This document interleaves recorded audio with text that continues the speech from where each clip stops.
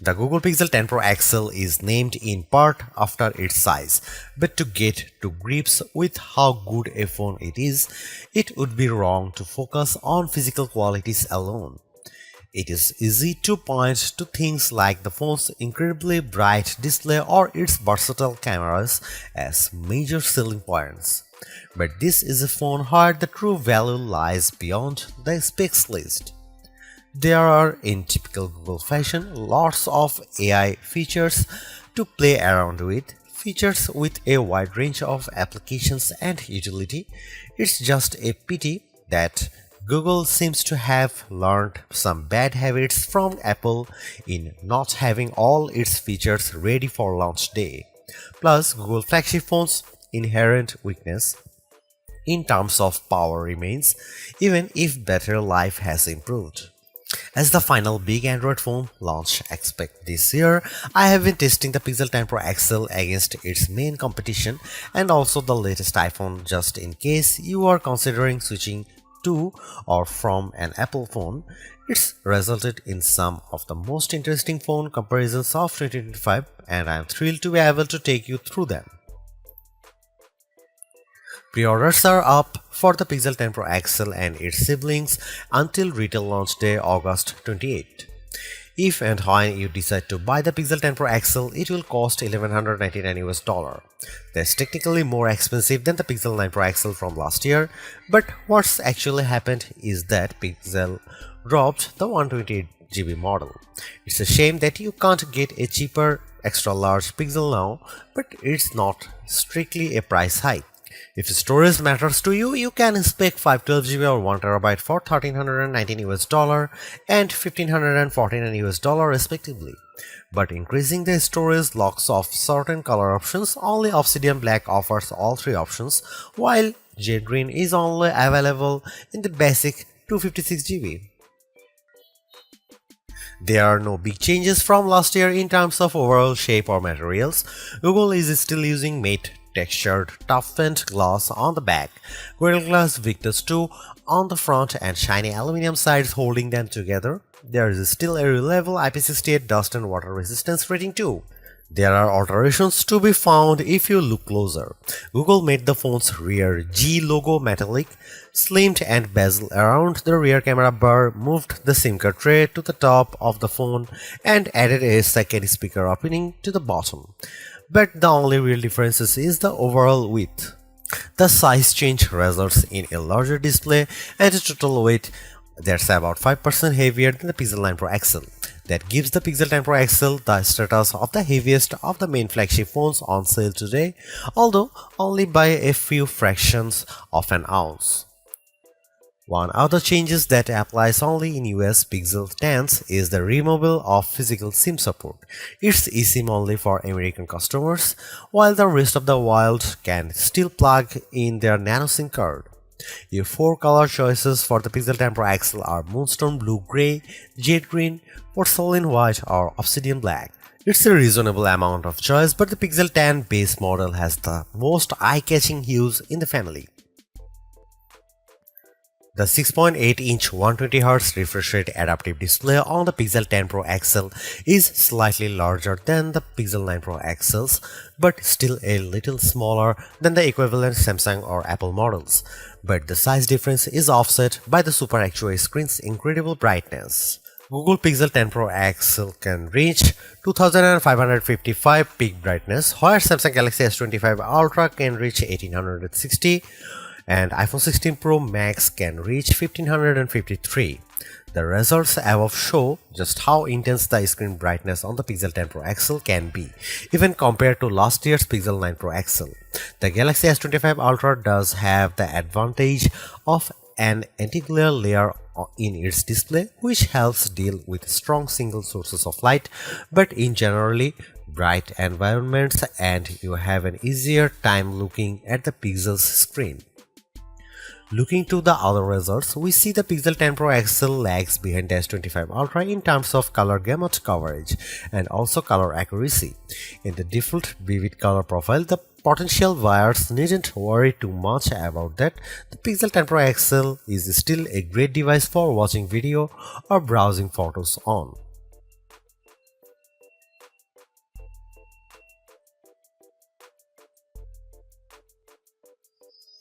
You might be surprised to hear that the Pixel 10 Pro XL's camera are identical to the Pixel 9 Pro XL's, at least on paper. The 50 megapixel main, 48 megapixel ultra-wide, 48 megapixel 5x telephoto and 42 megapixel selfie cameras are unchanged from the 2024 model, as all the upgrades are located on the softer side. Here we can see some camera samples of the Google Pixel 10 Pro XL. Let's kick off the comparisons with main camera shot of a cottage. We see the first evidence of the Pixel 10 Pro XL's apparent default processing priority, balancing the brightness of all colors in the shot.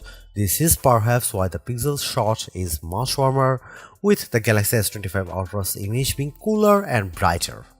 Against the iPhone 16 Pro Max, the Pixel 10 Pro XL also looks less bright but punches up the colors in return. The trees in the background in this view across a park are much easier to make out in the Google photo. And how does it compare against the outgoing Pixel 9 Pro XL? This photo of disused telephone box shows that the Pixel 10 Pro XL gives slightly stronger colors on the blue end of the spectrum, but is otherwise identical to the Pixel 9 Pro XL's image. In the night mode, with our subject being mini bottle of Henderson's relish, we see the Pixel 10 Pro XL struggle to capture the light compared to the Galaxy S25 Ultra, but the Pixel does have less of a red color caused by the curtains in the room than the S25 Ultra, which could be an advantage in some cases. Switching to the ultra-wide cameras and looking over a small stream in a wood, the Pixel's image pales compared to the S25 Ultra's far brighter shot. This is likely as a result of the Pixel's relatively small sensor not capturing as much light and the post-processing not being able to do enough to compensate. Macro mode also uses the ultra-wide sensor, comparing to the Pixel's effort against of the iPhone 16 Pro Max of a pink flower. The Pixel's shot is darker, again likely because of its small sensor, but the image still has good contrast as we can still make out the detail in the flower's center. The final rear camera on the Pixel we need to look at is the 5x telephoto camera, which I pointed at a breeze over a lake. The Pixel has tried to balance the mix of light and shade in the shot, resulting in an apparent lack of color compared to the S25 Ultra, while the Samsung's shot's richer color of the water is appealing. The breeze is blown out in return. The Pixel 10 Pro XL's telephoto camera offers up to 100x max magnification for the first time, except with the power of ProRes zoom. Images at the level are still legible, albeit potentially inaccurate, but let's start at a less extreme 50x. Zooming in on a milestone's curved lettering, it's already obvious that the Galaxy shot is noisier than the Pixel's, but based on my own observation, the Pixel has over-smoothed the stone, removing some of the texture in an effort to clean up the shot. At 100x, this effect is even more noticeable. A stone that's been sitting outdoors for who knows how long is unlikely to be as smooth as the Pixel's shot would have you believe. But in terms of legibility, while both photos still show the lettering clearly, the Pixel shows them in crisper detail.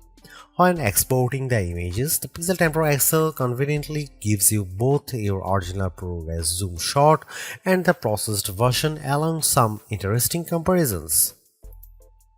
For instance, we have here a church window about 1000 feet away from where I was standing as I took the photo.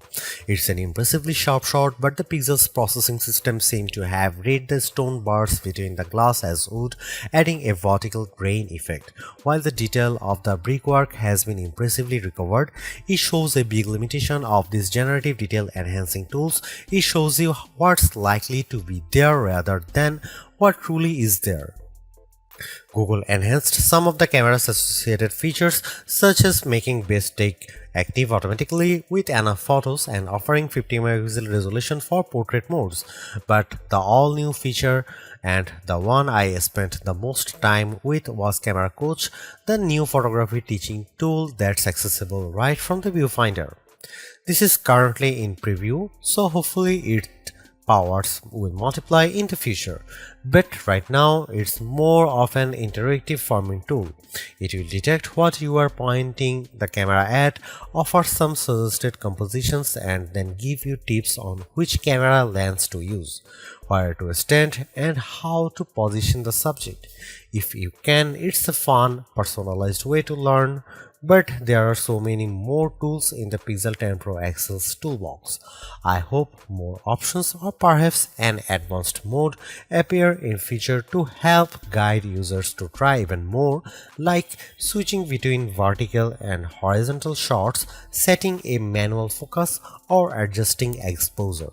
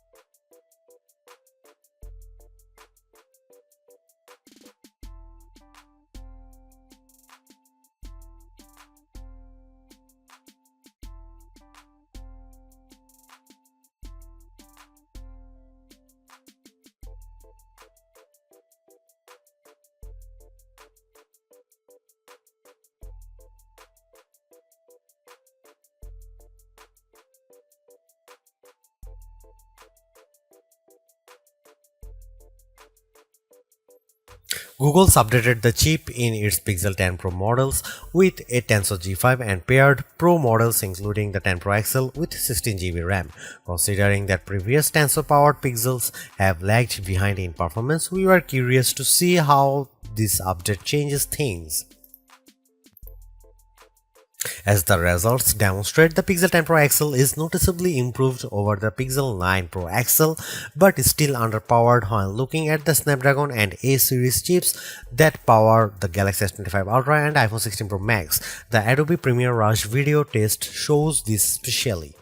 In my general gaming test of playing the graphically intense RPG XR Stress in order to get a consistent 60 FPS frame rate, I had to turn off anti-aliasing, reduce the resolution from ultra to high and environment quality down to average, and even the game would still experience hiccups. And reflections with Snapdragon 8 Elite can easily handle this game at maximum settings. Now that the 128GB Pixel Pro XL model has been discontinued, the Pixel 10 Pro XL starts with 256GB storage with the option to up that to 512GB or 1TB storage. This should be speedy storage to load and unload thanks to Google using the UFS 4.0 memory standard with 512GB or 1TB of storage on a US model. You also get zoned UFS, a feature that supposedly organizes data within your device's storage to improve its efficiency, speed, and the device's lifespan. We are not sure why this is limited to only a 2 out of 3 storage options and only to American customers, but it sounds like a bonus worth having. Google's made a few but effective upgrades to the Pixel 10 Pro XL. It's a masterclass in efficiency, changing and improving just enough to stay amongst the top of the pack in the most areas. The display's brightness is unmatched, and the camera's ultrawide perhaps aside offer a balanced, natural look that I can see a lot of people liking. It's unfortunate that the Pixel 10 series is still the lowest powered of the flagship phones on sale today and lags behind its main rivals on battery efficiency. Hopefully, access to Google's latest AI tools makes up for that for anyone who decides to take the plunge, although perhaps give it a couple of months if this is your primary reason. Hopefully, by then the seemingly incomplete Magic Q and the preview version of the camera coach will have been made whole. The Galaxy S25 Ultra may still be a better pick for you if you want more power and power efficiency from your phone. The Pixel 10 Pro may also be a better fit than the XL, considering you only sacrifice display size and battery life for a cheaper phone that's otherwise just as capable as its larger sibling. But the Pixel 10 Pro XL is the most capable and competitive of Google's latest batch of phones. If you are buying a phone right now and want best-in-class software combined with top-tier hardware, this Pixel is probably the one to pick.